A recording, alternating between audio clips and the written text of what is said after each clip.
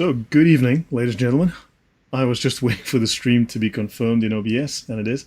I'm back here with the one and the only Thunderous One, and today we're discussing the next installment of our talk on the Qira'at confusion, on the propaganda and the now proven lie that there is only one Quran, and we're now going to show that there is no evidence that Muslims actually know if they have the original, not only Mohammedan Quran, but even the Uthmanic Quran, which in theory is the same thing, but we don't even know, Muslims don't even know if they have the original Quran.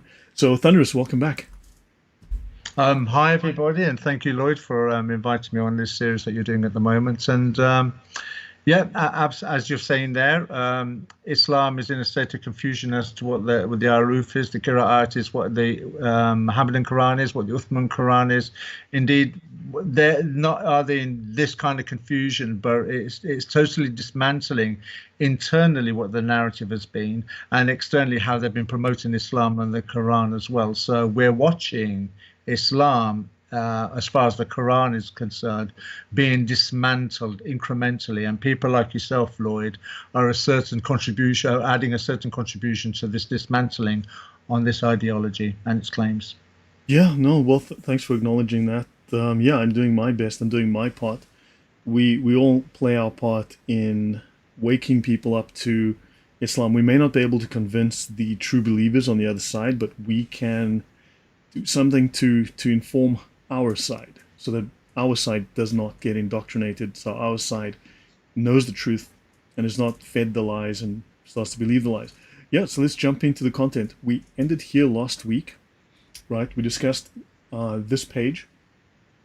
We spoke of that Islam recognizes 10 canonical ways, and we discussed how the first 7 canonical ways of reading the Quran, it's really just a nice way of saying different versions, right? Because I don't think Allah sent 7 different versions of the Quran down, and He only sent one, I believe, right? This only came in what, the 10th century. The first 7 versions were only canonized in the 10th century. That's 300 years after Mo died. Yes, Thunderous?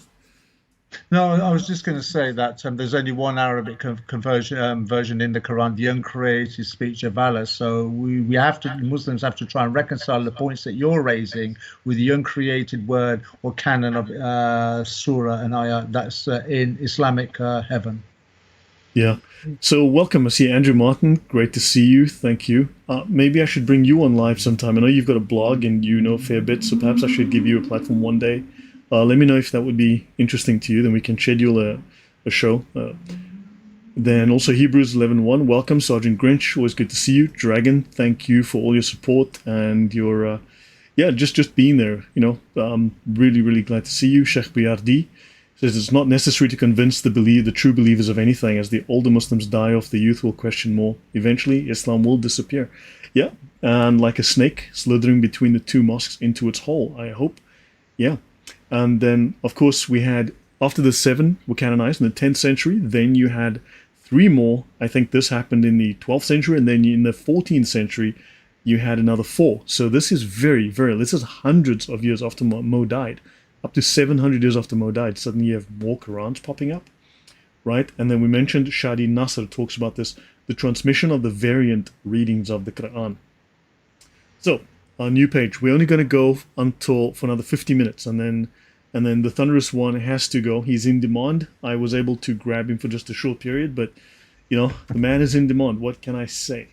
So, Quran variation was normal. Welcome, Cowboy in a Hoodie. Shalom. Alois Strategy, good day. I'm listening as I smash the bag with the Piper Principles. Okay, welcome. So, then Quran variation was normal. Now, this is a paper by Yasin Dutton, Orality, Literacy, and the 7 Akhruf Hadith. The well-known hadith that the Quran was revealed according to 7 Akhruf, ala sabat Akhruf, however you pronounce that, indicates that a certain amount of variation in the Quran was considered legitimate, even normal, in the earliest days of Islam. Right? So the dominant view among the traditional scholars is that this initial allowance was then reduced by the decision of the Caliph Uthman. So there were multiple Qurans, a multiplicity of Qurans before Uthman came along and burned those he didn't like. So with the agreement of the companions to unify the community on one textual skeleton or razm, albeit allowing for various quote-unquote readings, Qira'at, versions in other words, such as those of the 7, the 10, etc. Because you have the 7, the 10, the 14. And remember, of each of the readers, right, there are now 14 canonical readers, you have 2 students. So for the 14, you've got 2, so you multiply that by 3 and you get to 42 versions of the Qur'an. The primary version of the Qur'an that is common today is the Hafs. And of course, Hafs has 4 versions that are disputed. Not one version of Hafs, 4. Now remember, Hafs would have a companion, so he had a primary canon of the Qur'an, and then he had the students, Hafs and another guy, who had transmitted that. So you had this Qira'at, then you had the transmitters, the Rawaya, right, with the transmission, and then you've got, so why did they pick not the canon, but they picked the transmitter, and then the transmitter has 4 confusing versions? Any thoughts on that, Thunderous? Well, I was actually just looking at the date of the article. It says it published online in December the 1st, 2011, and this week Jay Smith and David Wood were celebrating the 4th birthday, as it were, of the holes in the narrative being revealed. Yeah. And I was just thinking to myself, the deception of Islam, that only came out by accident with Yasir Qadi Muhammad Hijab 4 years ago, so 2020. This was published in 2011. So that's 9 years previous to the revelation of the holes in the narrative. So that in itself should be, that should be quite alarming in itself, that even if you was to go from this from a minimal date, right, or the oldest date that you can, this information was already familiar but not revealed in Journal of Islamic Studies. That's a damning indictment. Wow, that's a really sharp vision there, Thunderous. You picked to notice that. So this was well known. These differences are well known. Yeah, let's continue with this. So why 7 harfs rather than any other number? Well, most people say that either there are 7 basic tribal groupings among the Arabs or there are 7 pure dialects. Both of these are nothing more than empty claims with no evidence to back them up. Others, he says, say that the word 7 is not intended to indicate an exact number, but indicates breadth and ease. So 7 means, we have lots and lots. So it's like using the word several. It's like using the word several, isn't it? So yeah, this starts to get very fuzzy very fast. Yeah, and there's nothing wrong in people reciting the Quran in any dialect of Arabic, since Allah has given them permission to do so. The Arabs use numbers like 7, 70, and 700, not necessarily intending the number, the exact number, but rather referring to a large number or to express exaggeration without specifying an exact amount. I'd say that sounds a lot like making stuff up. I'd agree with you. And the first thought that came to my mind was when Peter asked Jesus, how many times should I forgive? And Jesus said 77 times, not meaning literal, but figurative. It's an ongoing process with an unlimited way. It seems like the Arabs are somehow kind of using that kind of exaggeration by using a large number, meaning there's no specific, but it's extensive and ongoing. Yeah, it says, and even if you were to ask forgiveness for them 70 times, Quran 980, and the Prophet said, when speaking about the reward for a good action, up to 700 times that, and many times more. So yeah, it's just they like the number 7, 70, 77, whatever the case might be. So yeah, so verse numbers and the Bismillah, Quran 10:16. So let me see. This is a version of the Quran. This is from a website. Let me just bring up the website here. I'll just bring it up so you guys can see it. I've shown this before on different talks I've done. Right, this is called EnglishQuran.com, and we've got Abdul Manan Omar, right? And then you can pick different versions. So let me see which are the versions that I just had for you guys there. So Abdul Manan Omar and Aziz Ahmed. So let's go find our Aziz Ahmed. So here we've got, and that was, let me double check where I was. 12. Okay, let's scroll down to 10 and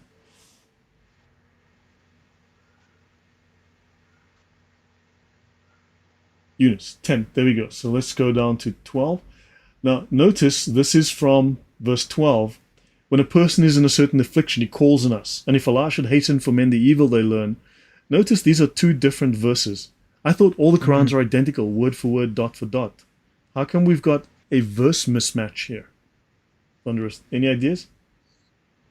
Well, obviously using different translations. You're using different Arabic recitations in order to come up with a different version as far as when they're translating it in English. Yeah, and they both supposedly have 109 verses, but the verses are mismatched, right?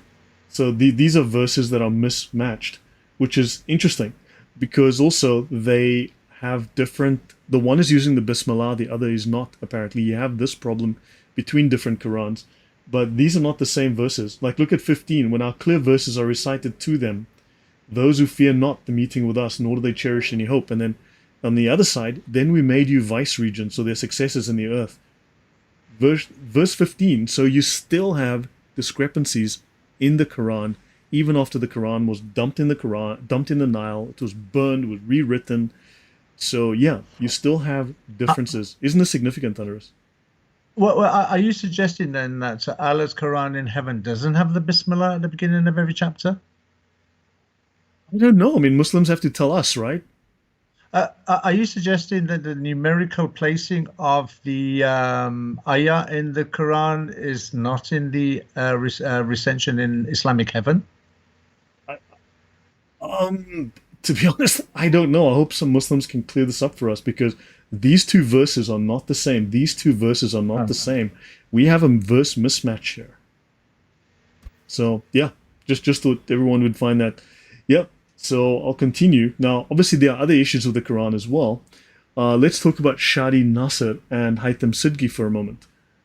Yep. So what are you saying though, Thunderous? Are you saying that Allah made a mistake, or do you think that there's a problem with the Quran on earth? Both. Okay, fair enough. I'll accept that. So now, this is Haytham Sidki. I'll play this again. This is 60 seconds long, just so you guys get a view of Islam. There's a general belief that the Quran, in it, from its origin, was multiformal, and what that means is that it was not one Quran, but there were many renditions, many versions of the Quran, and so different people have different conceptions as to where these variations come from. Is it, were they all uttered by the Prophet? Were some of them, did the Prophet, it's called Iqrar, did he hear them and he approved of them? Or were they generated by the companions, and so on and so forth? And unfortunately, actually, so I have heard some preachers that do say that there's only, one reading or one Quran or something like that. And, if I were to be very generous, I would say that falls under the umbrella of like lies to children, if that makes sense. That falls under the umbrella of like lies to children. That falls under the umbrella of like lies to children. That falls under the umbrella of like lies to children. Yeah, thank you, Haytham Sidki, for that. So hopefully that clarifies the position of Professor Haytham Sidki. So, any comment before I move on, Thunders? No, continue. So Haytham Sidki says in his paper Consonantal Dotting and the Oral Quran, 2023, he showed that canonical and non-canonical readings have a common oral ancestor, out of which the variant readings emerged from perhaps shortly after the Uthmanic canonization. Right? It says here, please see this summary. The summary that is this one here. I'll drop this in the chat. You guys can then find this in the chat. Right? This is a summary of Haytham Sidki's new article, Consonantal Dotting and the Oral Quran. Right? It's ratibiha.com or ratiba.com. Right? You guys can find a lot of that here. And yeah, so to continue, a careful study of the consonantal, because remember the early razm, the skeletal consonant, the text didn't have these little dots to differentiate between sounds, and it also didn't have any vowels, only had consonants. So a careful study of the consonantal dotting patterns between the canonical readings reveals independent Medinan, Meccan, Basran, and Kufan regional traditions. So you had independent, different versions between Medina, Mecca, Basra, and Kufa. And it's odd, you'd think that the Quran would come from Mecca strictly. You can mention anything, you can speak up anytime you like, Thunderous. People spread the common ancestor oral tradition into different cities where oral variants accrued, leading to the emergence of dozens of Qira'at. of dozens. Already we're at 42 versions we've discussed, 10 of which were eventually canonized as a harmonization process, after which it was not possible to tell which, if any, went back to Muhammad. I need to repeat that. There were dozens of versions of Qira'at, 10 of which were canonized, after which it was not possible to tell which, if any, went back to Muhammad. Your thoughts, Thunderous? Well, you know what? In the discussion that we had last week and between last week and this week, I had to sort of like look back at history and think to myself, can there be something that we can look at history where the listening audience and other students can possibly look at something in historically where there is something similar that's happened? And the thought that came to my mind was, when you consider Noah's flood, that was the reality that took place. But as mankind spread, that story, that account, that real account that took place, somehow found itself woven with myth and legend. So the crux story, if you like, the basis of the story is still there, but you get different renderings of the same historical accounts.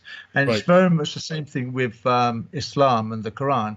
There was a structure that was possibly there initially, but when it went to these different tribes and these different dialects, it somehow got twisted along the way and suited the audience that it was going to. Yes, for instance, and we have covered that. Yeah, that they copied or they utilized the version of the Quran that suited their particular theological agenda.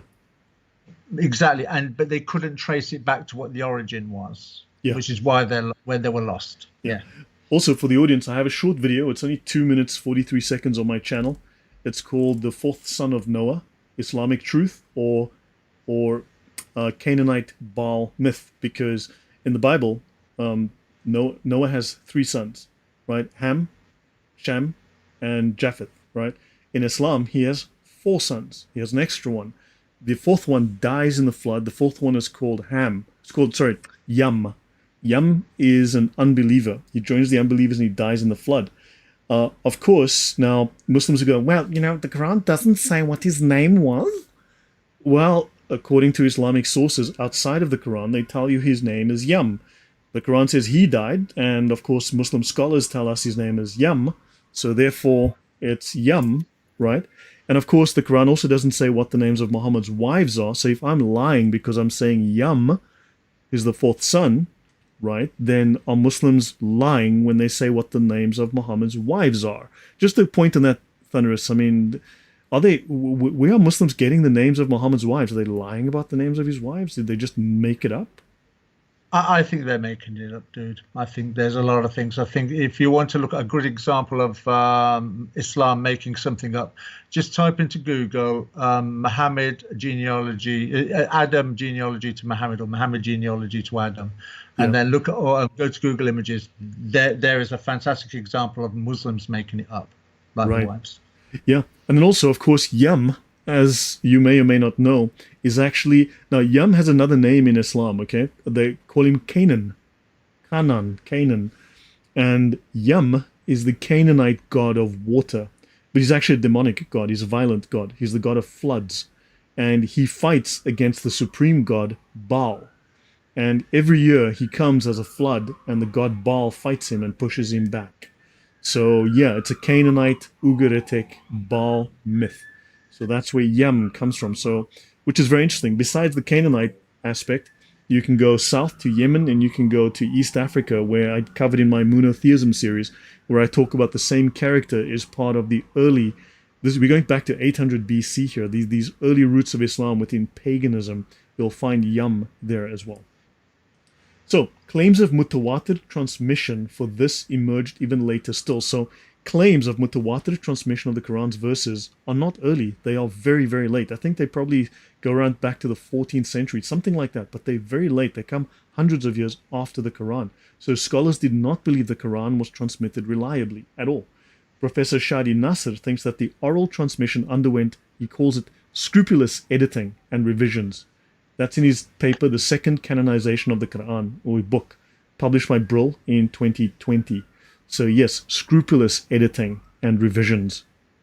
No shock. Do you consider, Do you consider that to be, when it says scrupulous, when I was going through this material, when it uses that phrase, scrupulous editing and revisions, do you think when you consider like tame sheep eating verses about breastfeeding, which was probably removed by Aisha, if we go along with the standard Islamic narrative, do you think that there were other things that survived Aisha that were edited centuries later because of how embarrassing they are?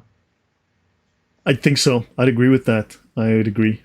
I mean, there are things that are embarrassing in there which remained somehow, or maybe they were placed there to cause embarrassment to a different group. I don't know. It's a confusing mess. They have to have a book, you see, because they can't take too much away, because they have to have a book. They can't add too much that could be proven false. But the editing I find quite interesting, in as much that they can remove stuff that was too embarrassing or too humiliating, or they found later to not be true. I mean, did Christians collect and burn all the fake Bibles and then write a new Bible and say that's the original?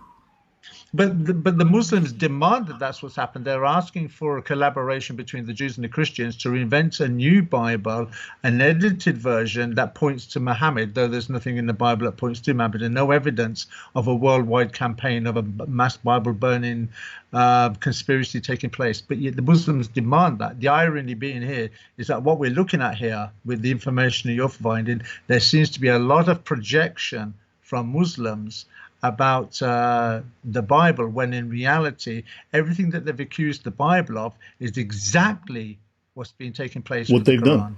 And they had Uthman collect together the Quran, make one version and burn the rest. The Egyptians did it in 1924.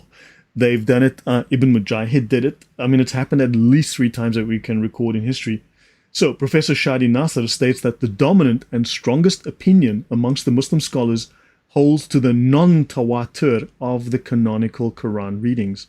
The dominant scholarly position in Islam is that the Quranic verses are non-tawatur. They are not reliable. They are not authoritative because there's one strand. So it goes on. He notes the canonical readings were initially transmitted via single strands, one strand. They are ahad. They are weak. These are da'if. These are weak hadiths between the Prophet and the eponymous readers, rendering their mutawatir status questionable.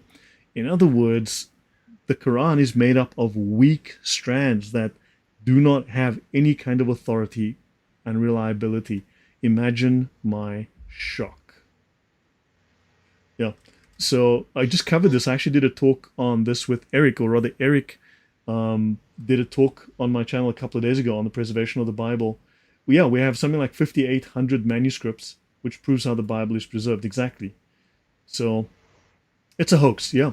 So Samuel Green, the different Arabic versions of the Quran, PDF, I recommend you get a copy, ugr.es. So Samuel Green, the different Arabic versions of the Quran. And he says here, right, in this edition of the Quran, Muhammad Fad Karum has collected accepted variant readings from among the 10 accepted readers and included them in the margin of the 1924 Egyptian Standard Edition of the Hafs version of the Quran. Right? These are not all the variants. There are other variants that could have been included, but the author limited himself to the 10 accepted readers, except there are 14 accepted readers, as we've covered already, as the title, and each one is duplicated with 2 transmitters. So it's, for every one, it's actually a total of 3. 14 becomes 14 times 3. As the title suggests, this makes it easy to know what the variant readings are because they are clearly listed. And he says below is a page from this reference Quran. The versions of the variants are listed in the margin. Approximately 2/3 of the verses have some type of accepted variant. This is approximately 4,000 accepted variants. Your thoughts, Thunderous? Speechless. Yeah. And this would have been known. How old was this information from Samuel Green? This goes way back. Let me actually, because here, this is a 6-volume encyclopedia set which records all known variants, right? The Encyclopedia of the Quranic Readings with an introduction to readings and famous readers. Can someone in the audience please look up when this was published and when this was written? This it's called Mujam al-Qira'at al-Quraniya Makarima fi Qira'at wa al-Ashar al-Qurra. Yeah, whatever. My Arabic's horrible. So the Encyclopedia of the Quranic Readings with an introduction to readings and famous readers. If someone could please just post in the chat what year this was written. when the scholars put this out, a 6-volume encyclopedia of all known variants. Isn't that a little weird, Thunderous? Oh, absolutely. And when you so if this is older than 2011, which is what the previous information came from, then that's yet again that just takes it back further than 2011. So we have to look at 2020 and consider how many generations are we dealing with of this deception, and was the lie the Bible, the Quran's never been corrupted or changed or dot and blah blah blah. Was that designed deliberately as a deception to cover this problem that they've got, so that when it does get revealed, it's already firmly entrenched and in place in the Islamic community? That when Thunderous, your audio is fading in and out. It's very soft. I had it was good earlier. Now it's very, very soft. It's coming through very weakly. I haven't amended any of my settings. Is that any better? Not really. It's just it's dropped off significantly. I'm going to increase it on my side. But I'm going to jack it up to the maximum on my end. But yeah, your audio's down a bit. Yeah, but anyway, so guys, audio's fine on Cowboy in a Hoodie. Yeah, for some, but I'm hearing a little softer. Okay, so guys, for the audience, there are 6 of these volumes of problems noted by scholars of discrepancies, of variants in the Quran. Even the Muslim scholars know this. If someone can please just look up on Google when this was created, I'd really appreciate that if someone can just drop that date in the chat. Right, non-canonical readings of the Quran, recognition and authenticity, the Himzi reading from Intisar A. Rab from Princeton University. It says, what describes the landscape of Quranic readings before canonization, which is said to have been initiated by Ibn Mujahid, right, from 936, that's the 10th century, 3 centuries after Islam's advent. So what was the landscape of Quranic readings 3 centuries after Islam started? By what criteria did some readings fall within the canon and some outside of the canon? How and why did non-canonical readings persist? I thought there's only one Quran, but the British Library's oldest Quran manuscript is just such a non-conforming copy. So this is now the Birmingham Quran, right? It's just such a non-conforming copy of the Quran that can inform inquiries into the Quranic canon in a few respects. It originates early, so the 7th or 8th centuries. It provides a direct look at variant readings before canonization. So the Birmingham Quran is pre-canonization, and it is a variant. It is not an authentic, reliable Quran. It belongs not to the canonical Damascus tradition, but to that of Hims, about 100 miles north, with some later Damascus additions. Your thoughts, Thunderous? Well, it's certainly contrary to the 24,000 parchment scrolls and manuscripts that are found of the Bible that testify to the message of the Bible, but no one's ever made the claim that the Bible has any variations in translation or even in written text. Yet here we are, where there's been a narrative set up, and where the information, rather than confirming what they're saying, we're finding information that doesn't corroborate the narrative, but actually undermines significantly the narrative. And this information has actually, and as you've brought out earlier, this information has been known for at least a generation that we know of. Yeah, and so welcome, the General Grievous 19. Yeah. So Akra says, when the Birmingham Quran was first released, Yasser Qadi was boasting about it. Later on, he admitted the standard narrative has holes in it. Yeah, and that's the truth. So this is why when Al-Azhar created the 1924 Quran, which took 17 years, they didn't use any old manuscripts. No manuscripts were used. They used the Hafs tradition. They didn't go to the early Qurans that Muslims boast about today, because those are not reliable. Second, though fragmented, the manuscript is sufficiently extensive to permit a detailed analysis of its textual content, its verse divisions and orthographical style in a way that sheds light on its provenance and production. Can I just ask a question? Yeah, sure. Sorry, I didn't mean to interrupt you. Forgive me. As well as on my mind, when we're looking at earlier copies of manuscripts or recitations, do you think that there would have been a racial prejudice or a racial bias as far as the Arabic versions are concerned? For instance, they wouldn't consider something from north of Africa or an African Arabic rendering as opposed to, say, an Egyptian or an Arabic one, or from Arabia. It seems they strongly had a preference for these Iraqi versions. Definitely. Does that not testify then, if they're suggesting that there's a preference to the northern Iraqi ones, which is where all the information seems to be pointing to, does that not suggest then if that could well be the origins of Islam as well then, or the roots of Islam, as opposed to the narrative of being Mecca and Medina, as another reinforcement of that narrative that actually Islam is something further north than what we've been told, and the Quran's assembly confirms that? Yeah, I mean, clearly, you'd think that all the Qurans would go straight back to Mecca, over and done, period. It doesn't. I mean, well, why are we even vaguely mentioning Iraq as the source of the Quran? I mean, that shouldn't even come up. It shouldn't even be a question. It shouldn't come up, exactly that. It shouldn't even come up in a conversation. Yeah. So, evidence that several scribes worked on this Quran. So, here's a question for the Muslims. So, supposedly, Uthman said that the Quran had to be collected, and it was collected, and then by Zayd ibn Thabit.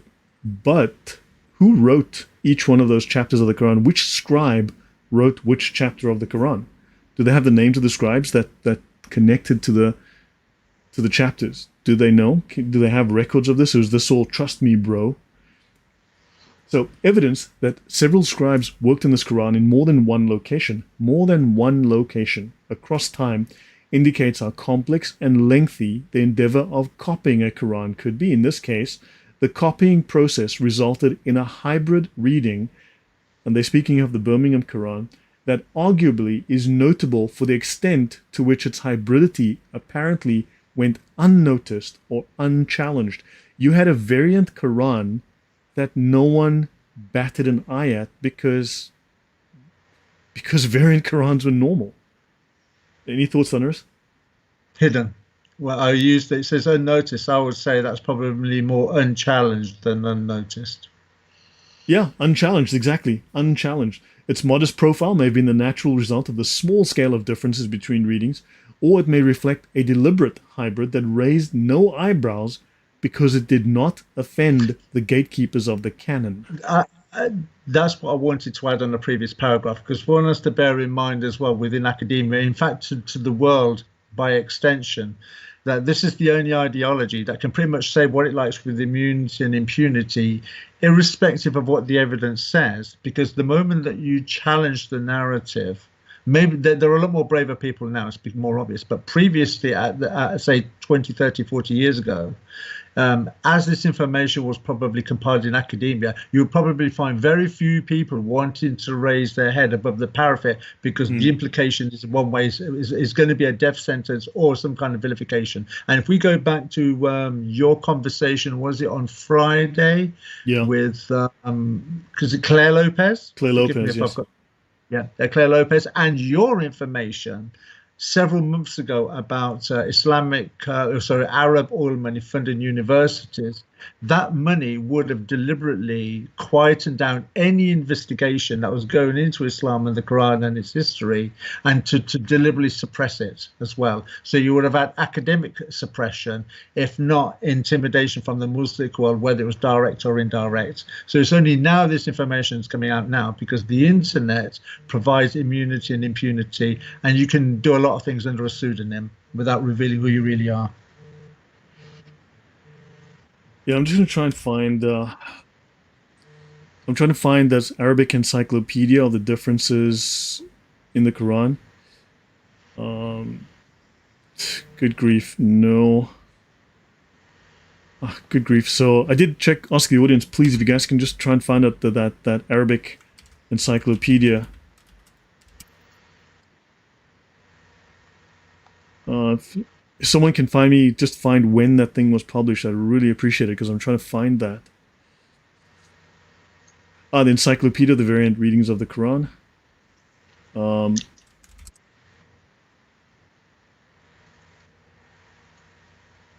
When was it?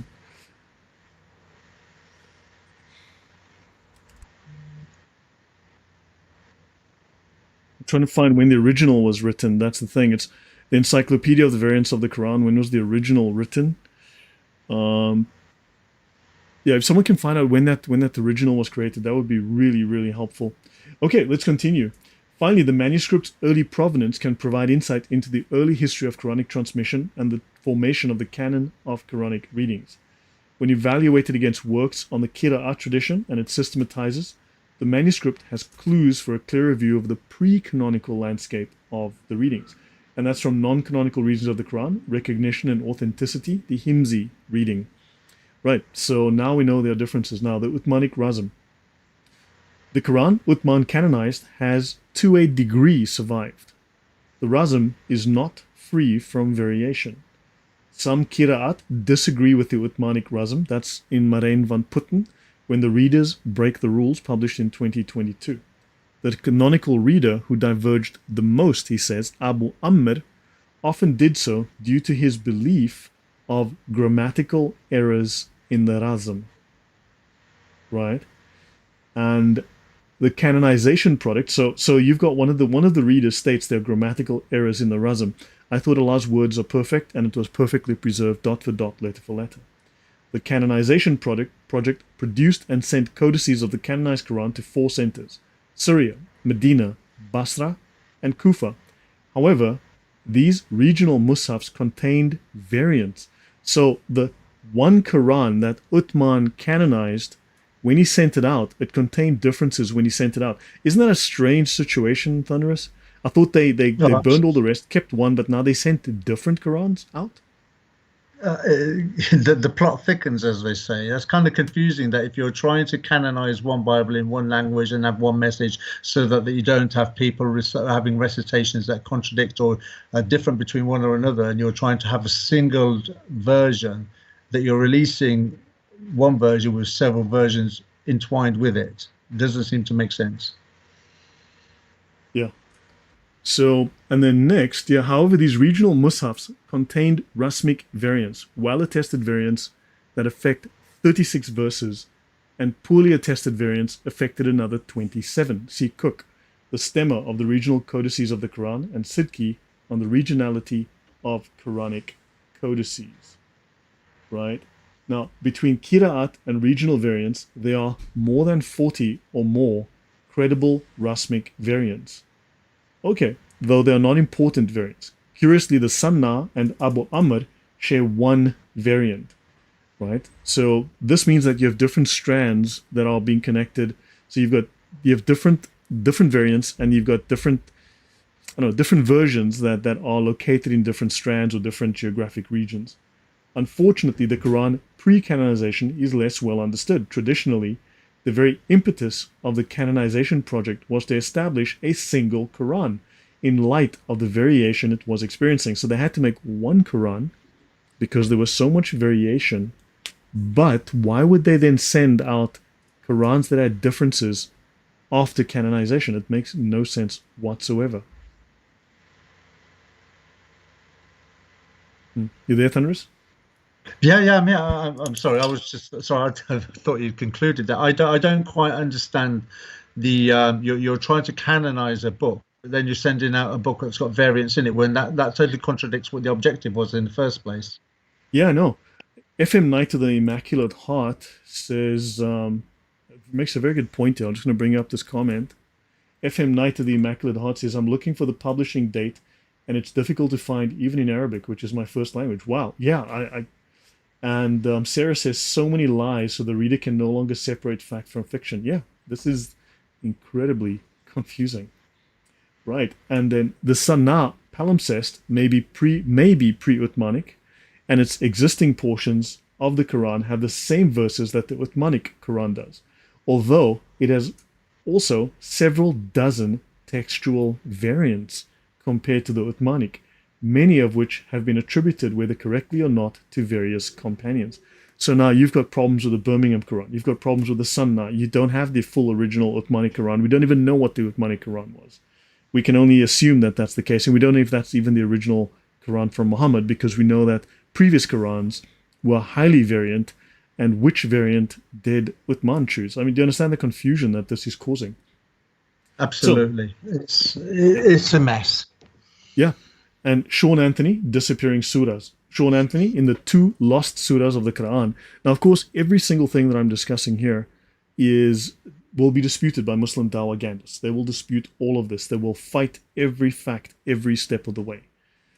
So in the two last surahs of the Quran, 2019 has convincingly shown that many of Muhammad's companions, notably Ubay ibn Ka'b, accepted an additional 2 surahs, ultimately excluded from the Uthmanic canon, but with significant support for a while afterwards, right? From an academic perspective, there is nothing that makes these excluded surahs any less Quranic than canonized surahs. Because what led to canonization? What made something valid for canonization?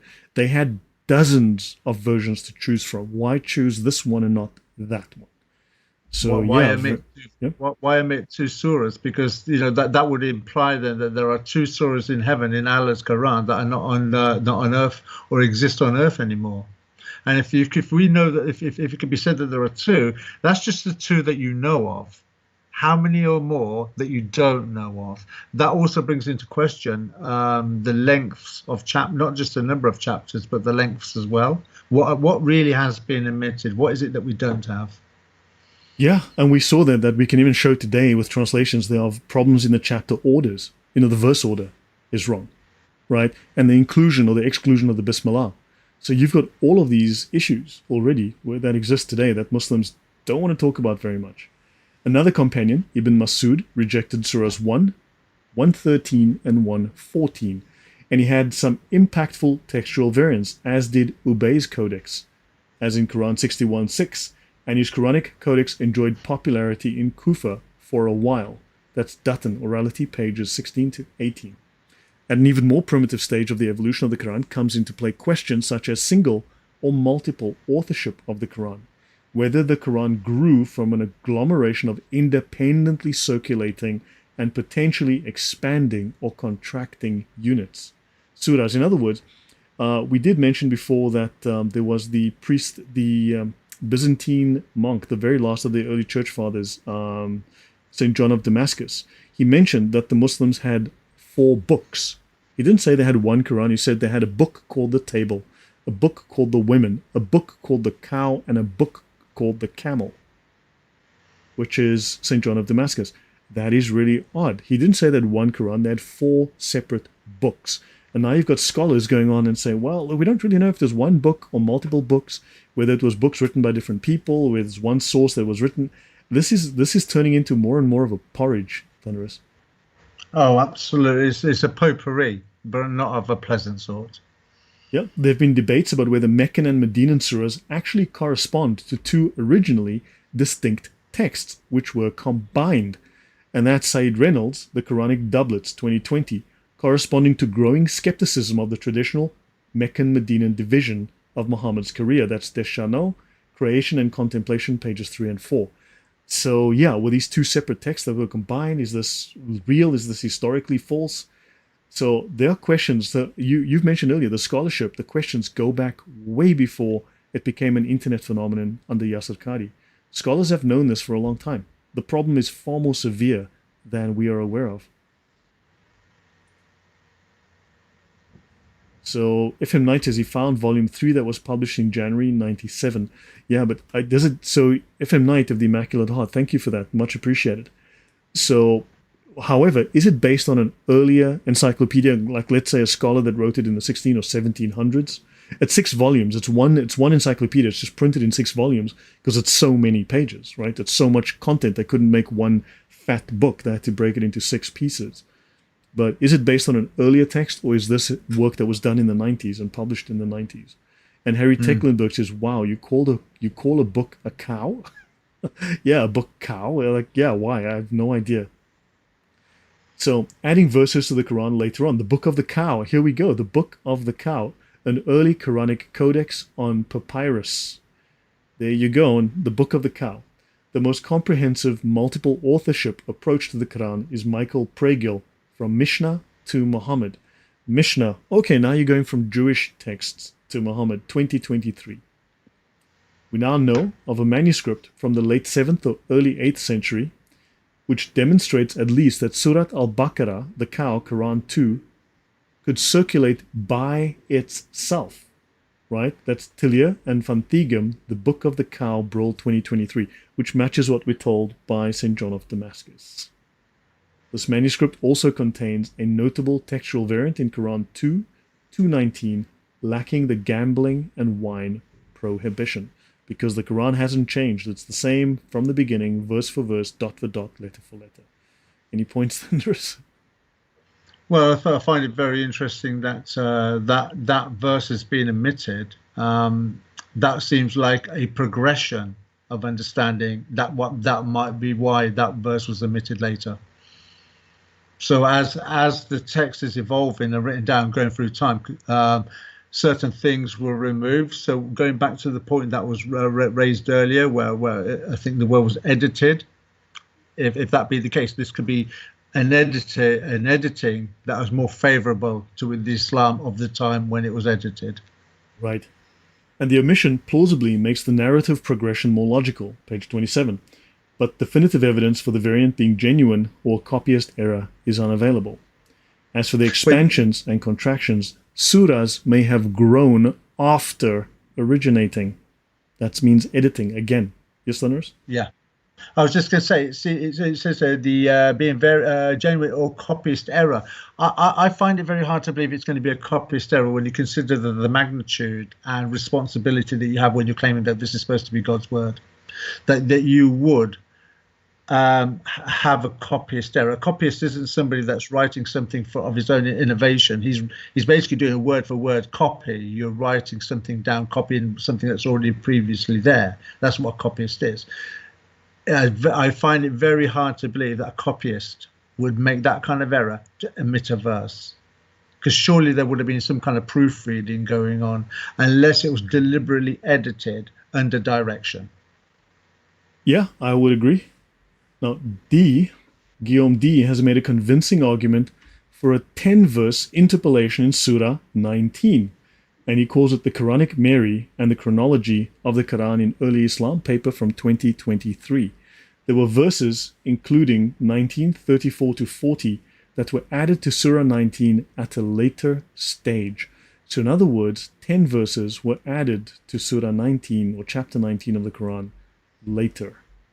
So more and more scholarship, there is consistent scholarship, and this evidence goes back centuries, not just a week, a month, a year, a decade. This goes back multiple decades. This goes back centuries of changes and differences within the Quran. Interpolations motivated by political aspirations, the desire to promote certain theological views or hostility towards early figures in Islamic history. We've mentioned one of those figures that the Quran just lambastes. I think it's Abu Lahab. The Quran just randomly, I hate that guy. You know, I'm sorry, Muhammad's like, I hate that guy. He's going to burn in hell, that bastard. Like, just totally random. Where'd that come from? Yeah, so we have 5 more minutes with Thunderous. I'll finish this page, Thunderous, and we call it a day maybe, or okay. Most. Yeah. Variant order, names, and verse numberings. Post-canonization, the Uthmanic Quran has somewhat survived, with the exception of several dozen minor textual variants and hundreds of variations in dotting, which affect pronunciation. Now, the current canonical readings emerges with Ibn Jazari, right, 1350 to 1429. So now you're looking at you're looking at the 13th century. Variations involving impactful textual variants and the inclusion and exclusion of 5 surahs. Surahs 1 and 113 to 116 is known pre-canonization amongst Muhammad's companions. So now they know this is recorded in Muslims' own sources. It is difficult to understand how the Quran was evolving at a more primitive stage. There are features of a Quranic codex that we can be confident were not preserved. And the surah order, so both the Sana palimpsest and Ibn Masud's codex have a different surah order than the one in the Uthmanic Quran. Fascinating. In 2019, a new manuscript was discovered which follows Uthman in the Razm, but Ibn Masud in surah order, called Codex Mashhad, dating to the 1st century after Hijrah. So that's the 8th century for us. See Morteza Kariminia, a new document in the early history of the Quran, Journal of Islamic Manuscripts, 2019. And related thread, how do we know Ibn Masud's codex existed? Yeah. Surah names. For one of the several examples of variations, again see Codex Mashhad, right? Kariminia, a new document, page 302. And verse numberings. There are 7 main systems of verse numberings in the Quran called Kufa, Basra, Homs, Damascus, Mecca, Medina 1, and Medina 2. So 7 systems of verse numbers. Isn't there just one set of verse numbers, Thunderous? Was there any first? My question is always going to be: are there verse numbers in the Quran in heaven, the uncreated speech about? No, because if you look at older Qurans, I have a copy of a Quran in PDF from like the 1600s. Because I mean, there are Quran versions that you can get online from the 15, 16, 1700s, and they have no verse numbers. So the verse numbers are a fairly new thing. The verse numbers are actually a fairly new innovation. Yeah, an innovation where they probably copied it from the Bible, eh? Probably. I just have to say so. Codex Mashhad has its own versing, distinct from these as well. So now you got 8 versions of numbering the verses in the Quran. So yeah, because it's preserved dot for dot, letter for letter. Also see Reynolds, The Emergence of Islam, 2012, pages 93 to 94. So I don't know why the scholars don't come out and say that this is garbage. They'll have all these wonderful talks and never get to a conclusion where they just tell you flat out this is garbage. Now, they're saying it without saying it, because they're saying it without saying it. This is where I go to with some of the things that scholars are saying, because there's only so far that they can push the envelope on this without either their career being changed or impacting their life, either via their career or via something more serious. Yeah, so there's only so far you can go with Islam. Yeah, they'd hate to have to have a terrible Islamic accident in the parking lot, right? Where some guy with a piece of sharp metal decides to have to suddenly suffer from a mental illness and do something nasty. Yeah, that old chestnut. The guy's not Muslim. He wasn't shouting Allahu Akbar, and he wasn't going for the throat, but he has got a mental illness. No, he just shouts Islamic phrases. They don't shout Islam. You got to follow them in the modern idiom. Someone shouting Islamic phrases. Yeah, his jihad was a struggle with putting his knife in his pocket. Yep. So, and we'll end up in a minute or two, guys. We've got like 2 minutes and Thunderous has to go. So are these readers or are these editors? Are these 7 Qira'at, 7 readers, which is a nice word of saying variants, variations, versions, but are they editors? Readers have changed the skeletal text. So that's the original Razm that was created. Marijn van Putten published a 2022 paper on this, when the readers break the rules. Disagreement with the consonantal text in the canonical Quranic reading traditions. Fantastic, right? And that is on, let me just see the link that I get. Scholarly Publications, Universiteit Leiden, NL. So yeah, but look it up for yourselves, right? The reader editor who most consistently deviated from the Razm was Abu Amr. Due to Abu Amr was correcting what he perceived as grammatical errors in the original text. The original text was faulty. That such an attitude and deviation existed amongst one of the 10 readers, or 7 readers, or 14 readers, opens up a can of worms when it comes to the concept of perfect preservation. Readings that come down to us that follow the Uthmanic text much more loosely, thus considered non-canonical for that reading, such as the readings of Al-Hasan al-Basri, the Basra teacher of Abu Amr. Then you've got Al-Amas, Kufa, teacher of the canonical Hamza, and Ibn Muhaysin, Mecca. So you've got all of these versions all over the place. I thought it's just the Meccan Quran. Why are there multiple different versions? And we have their full reading still taught centuries after the canonization of the 7. And these are non-canonical readings because they do not follow the Uthmanic text. And these are still taught centuries after the canonization. And then I'll let you go, Thunderous. The companion readings of Ibn Masud and Ubay deviated more radically from the Uthmanic text. The Uthmanic text did not exist to deviate from. Neither reading has come down to us in a complete description, and you could not recite the Quran today according to Ibn Masud, but we have many plausible reports of specific readings attributed to them that do not follow the Uthmanic text. Last word to you, Thunderous, and you can roll, because I know you got to go. No, so the comment, that second bullet point down, Thunderous, is correcting what he perceived as grammatical errors in the consonant. The problem that we've got with the following people is that perceive or a perception is subjective. Okay, so if you don't know what the narrative is, or if you don't have the original there and you're trying to correct errors, those corrections are going to be what are subjective, where you personally feel. So the perception is his own, not what he objectively sees as grammatical errors, but what he is subjectively perceived as grammatical errors. So that is a damning indictment in itself as well, because what you're going to have then is other people have obviously, if somebody before him has already made corrections, then what you're going to find is a correction of a correction of a correction of a correction of a correction. So where do you draw the line? Yeah, where do you draw the line? I mean, this is confusing. So guys, I'm as confused as you are. I mean, this is a mess. Scholars know it's a mess. Scholars just don't come out and bluntly say so. But hopefully you understand that there's far more of this, and it goes back a long way. It goes back centuries to the early part of Islam.